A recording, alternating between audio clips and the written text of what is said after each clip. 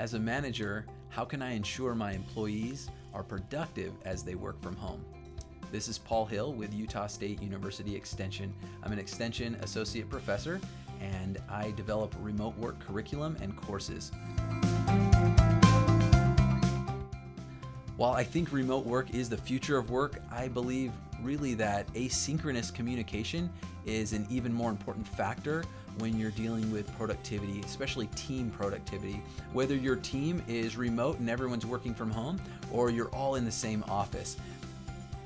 Asynchronous communication is when you send a message without expecting an immediate response. For example, I text you or I email you or I call and leave a voicemail, and I'm not expecting a response immediately.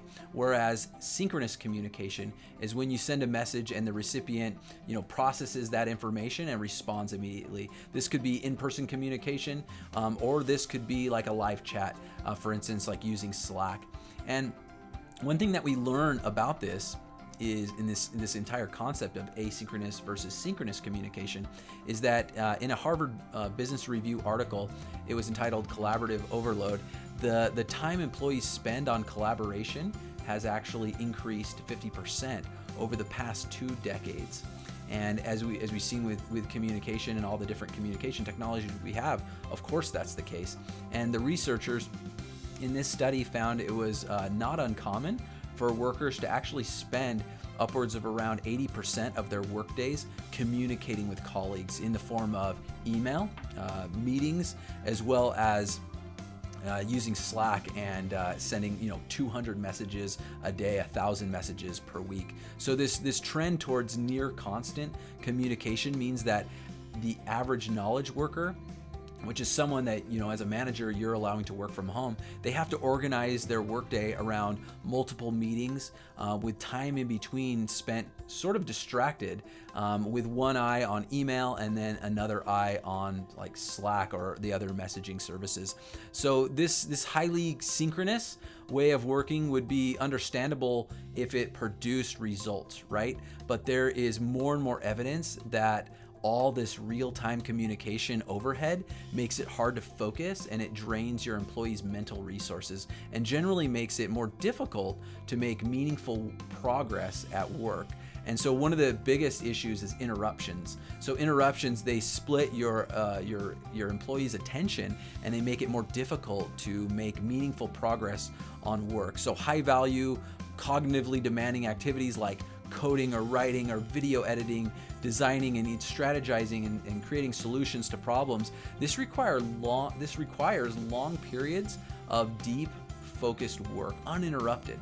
And synchronous communication makes creating large uninterrupted chunks of time during the workday literally impossible.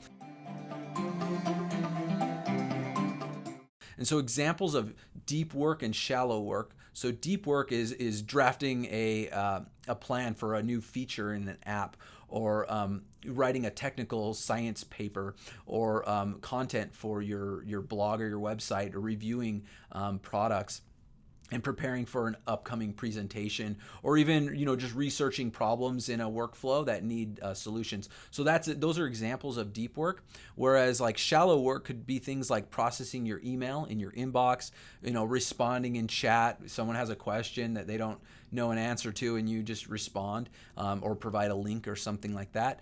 Making phone calls to arrange things like logistics of what time should the meeting be, and attending, just providing status updates on where you're at. That's more of the shallow work, and that can end up taking 80% of our day and not allowing us to do the things that create real value. And so what I will say is, as you're going through looking for ways for you to manage your employees, to look at the 70-30 rule. You might have heard of the 80-20 rule. This is the 70-30 rule. So 70% asynchronous time and 30% of synchronous time a week for your employees. And that could be, overall in the week or certain days.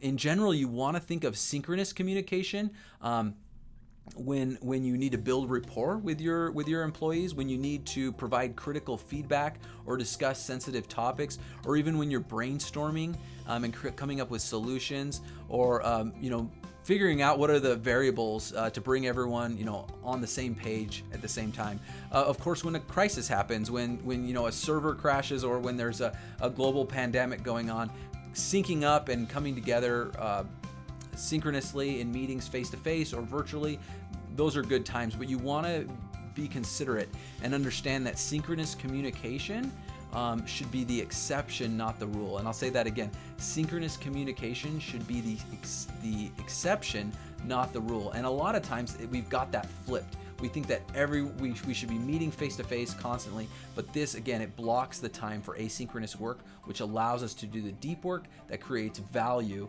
for your business. And so if you look at the 70-30, follow that rule and adjust schedules and make sure to limit those interruptions with employees and not requiring them to be on Slack all the time or in face-to-face virtual Zoom meetings, you're going to be able to ensure that your employees are productive, just as productive at home as they are at work. Thank you.